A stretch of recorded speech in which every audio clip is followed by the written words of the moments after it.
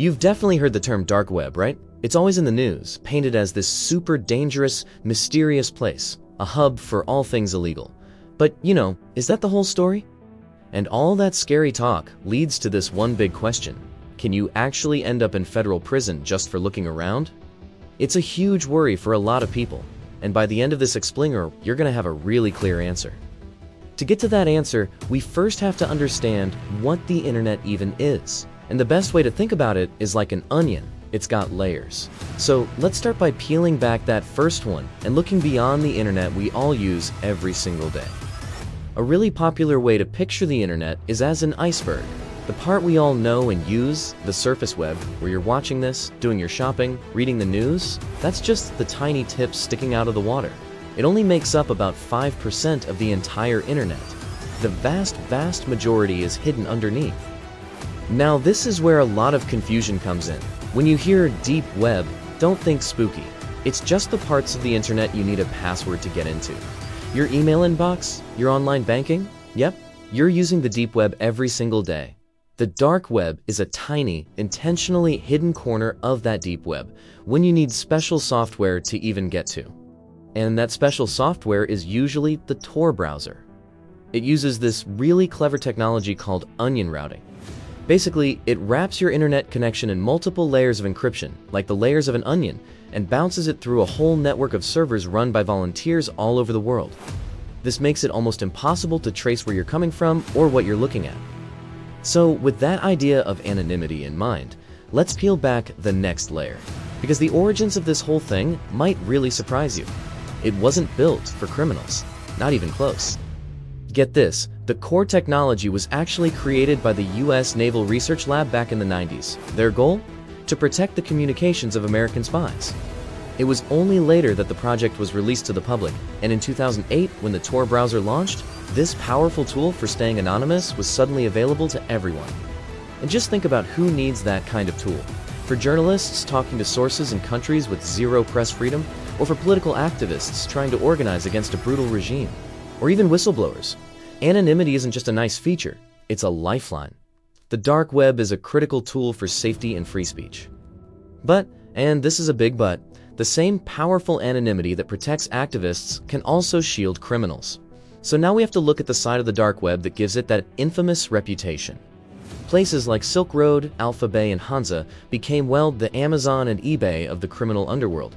They made it easy to sell everything from illegal drugs to stolen credit card numbers. But they are huge targets, and law enforcement has gotten pretty good at taking these operations down.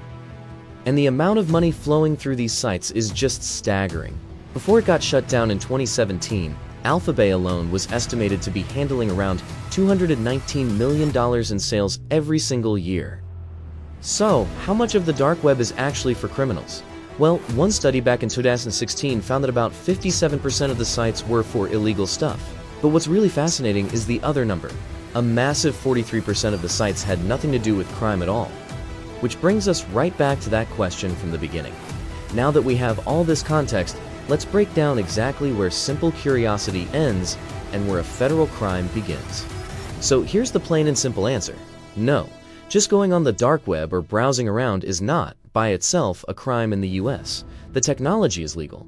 What's crucial, what everything hinges on, are your actions and your intent while you're there. That's what law enforcement cares about. So these are the kinds of steps that can turn you from a curious browser into a criminal suspect. Things like making an account on a known black market site, sending messages to sellers, or even just trying to buy something. Prosecutors can use that to build a case, even if you never actually complete a purchase. As one legal expert put it, intent is key. A prosecutor has to prove that you knew what you were looking at was illegal and that you chose to look at it anyway. An accidental click is a world away from someone who is actively seeking out illegal stuff. Okay, so we've covered the legal risks, but there's another side to this that we really need to talk about: the mental and emotional impact. What actually happens to a person who spends time exploring the ugliest corners of the internet? First off, you gotta ask, why do people even go looking for this stuff? It's a question that really gets to some pretty fundamental things about us as humans. Researchers point to a few key things. There's sensation seeking. Some people are just wired to enjoy thrilling or intense experiences. Then there's morbid curiosity, which is that strange pull we have to understand dangerous things, as long as we feel safe. And of course, there's the powerful lure of anonymity itself, the freedom to look without being judged. But that freedom can come with a heavy price. Studies have shown that exposing yourself to the violent and disturbing content on the dark web can have very real psychological consequences.